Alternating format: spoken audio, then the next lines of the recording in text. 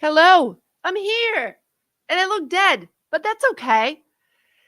Okay, I had a long day. You can tell. I woke up at 6 to watch a new Meghan Markle's show, and it was worth it. It was worth it. I don't know what to say, honestly. Everybody already shared their opinion, so there's not much to add. But in honor of me ruining my day by waking up super early to watch this, so I can actually go to work and then work for 10 hours and walk like a zombie back home, I just had to honor the fact that I woke up early for it. So let's get to it. Uh, hmm. Episode number 1.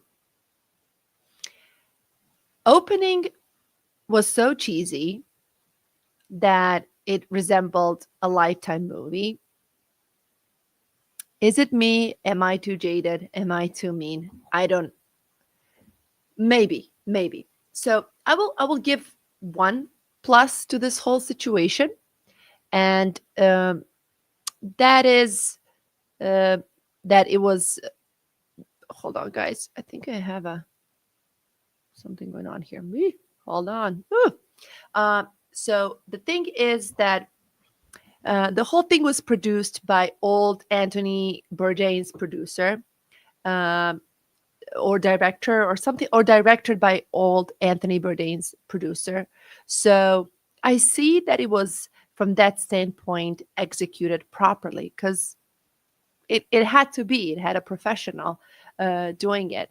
And then on the other hand, I also have to give her props because the whole aesthetic and Montecito as a backdrop and a beautiful home, and she has that royal aesthetic about her, and that's why when she first met Harry, I thought she would be a perfect fit because she kind of has that about herself. But that's pretty much all she has that we have seen so far. So I don't know. The opening kind of threw me off because it felt a little naive and cheesy and sweet and cute. And maybe because I know from what I know about her that she might not be all of that. That's why it didn't feel genuine. And I think that is the problem for me throughout watching this whole thing is it just does not feel genuine. It feels staged, forced, unnatural, and all of the other words.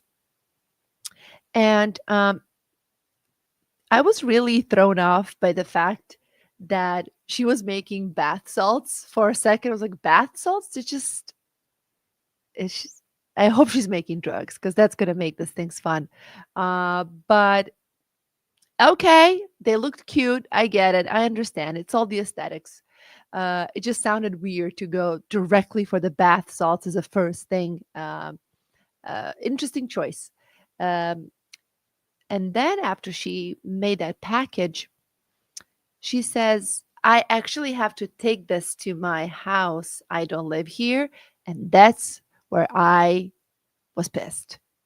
You ruined the whole magic for me. And I keep thinking about Martha Stewart. Like, Martha walks around her estate, knows how to um, uh, cut flowers in a perfect, proper way. So, stem is long enough so it's displayed correctly. I know she pays attention to all of that stuff, Martha. She's a professional gardener. She knows how to make everything, it's her home, so it feels natural, right? This did not have that vibe. Again, when she said it's not my home, and this little beautiful, so the first episode she's welcoming a guest, a friend. Her friend is going to be a guest at her home, and she's preparing little snacks and little things for him. Cute. But then we're actually not at home. I'm taking this to my home, and then I'm going to come back and cook more. It just felt a little odd. I it was not a good move. It should have been at her house for sure. And then her poor friend, sweet guy, sweet Daniel, her hairdresser. I'm like, he's your employee. Is that your best friend? Uh, and I felt like he felt obligated, the poor thing, to praise her the whole time. It just over complimenting everything, and then like, remember how you were sweet to me when we just met and you offered to cook for me. He was just pointing out in a very unnatural, like, yeah, I'm gonna be nice to my boss way, um, and reminisce on some old stories. So it kind of, poor guy, what a cutie. um, wha- the one thing that also annoyed me, and because I of course joined the her mailing list and I received a newsletter from her, it's the word joy. Joy, it's all about the joy. I need rich people to stop talking about joy. Rich people who are millionaires and billionaires, nobody cares about your joy. We don't want to hear about it. We're over it. It's over. It's not about happiness. If it was, you wouldn't be clawing your way up to being an A-lister and getting more money. So stop it. Stop it. When it's always this like thing in the backdrop that you see and you hear, as a background noise as well. Joy, joy. It's not about perfection. It's about having fun. About it's not. It's not. You're here to make money. You're here to have more viewers, and you're here to make a career out of this. Because right now you don't have anything else going on. So it's not about joy, and it sounds dishonest. Again, phony. It's just the thing that always happens. Um, and then we move on to the part when she is working with this B guy, if you will, who looks just like Weird Al Yankovic.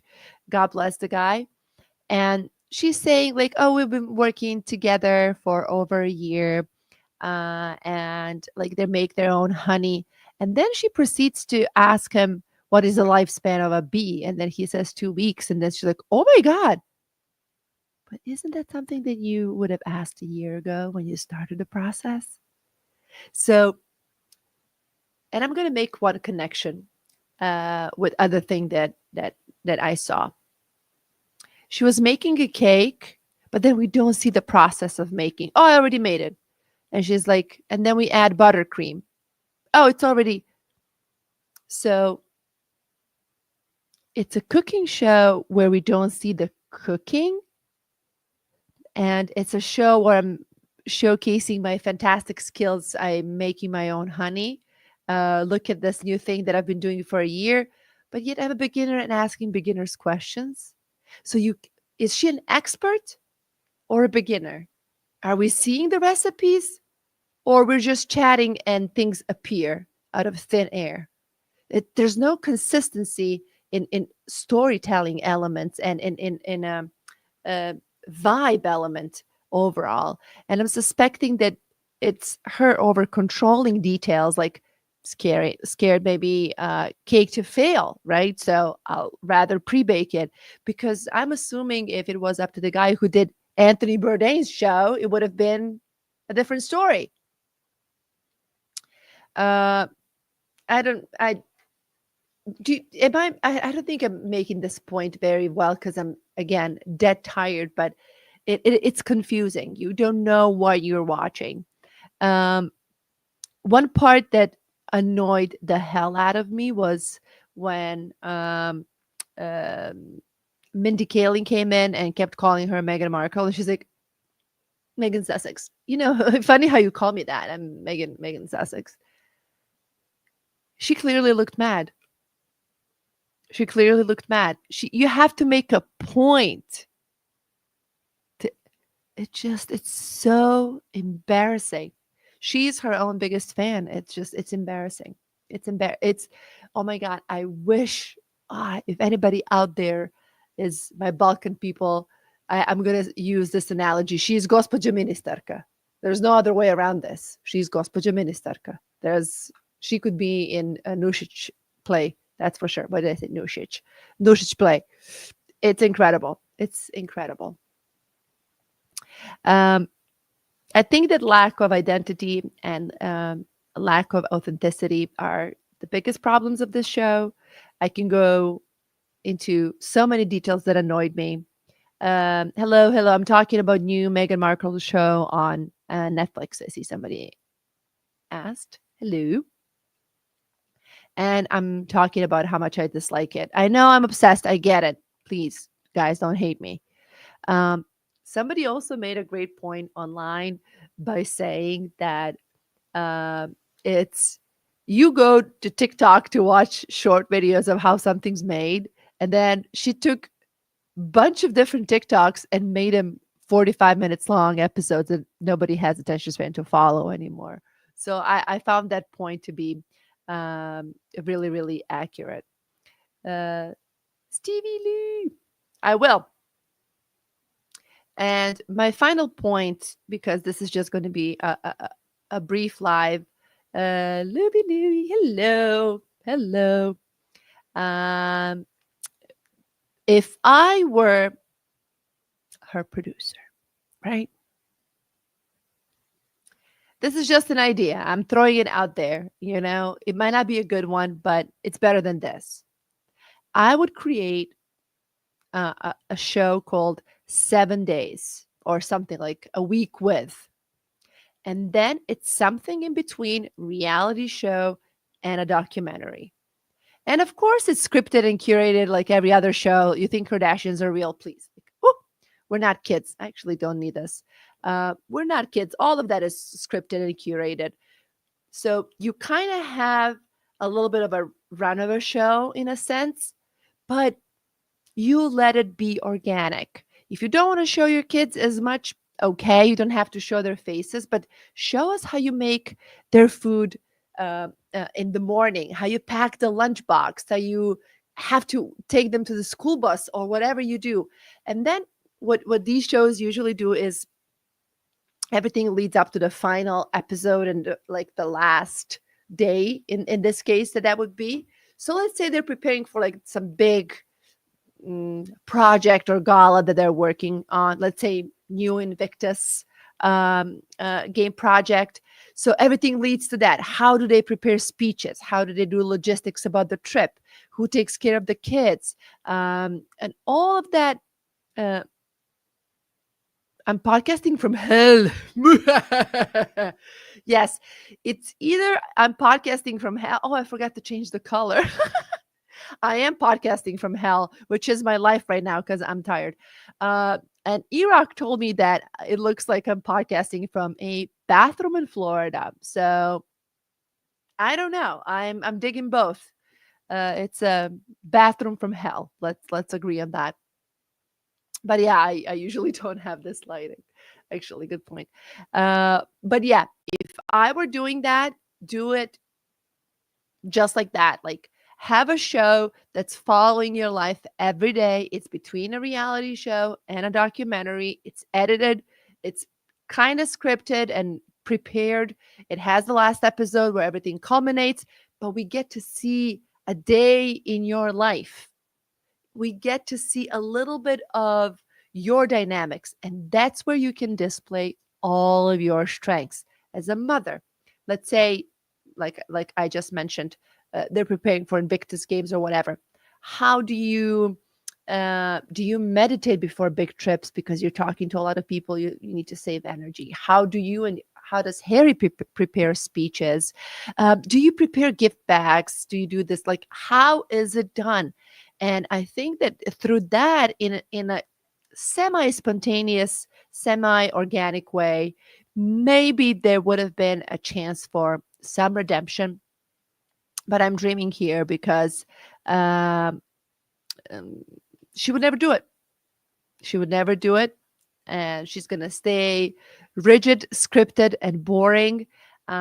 This show, as Steve Conti would say, that don't make no sense. And I go ahead and watch it.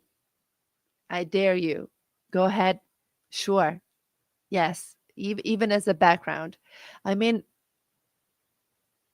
cooking show where I don't see a recipe from a home that's not mine. I don't get it. But unfortunately, I'm in a position where I will be always watching whatever they make and produce.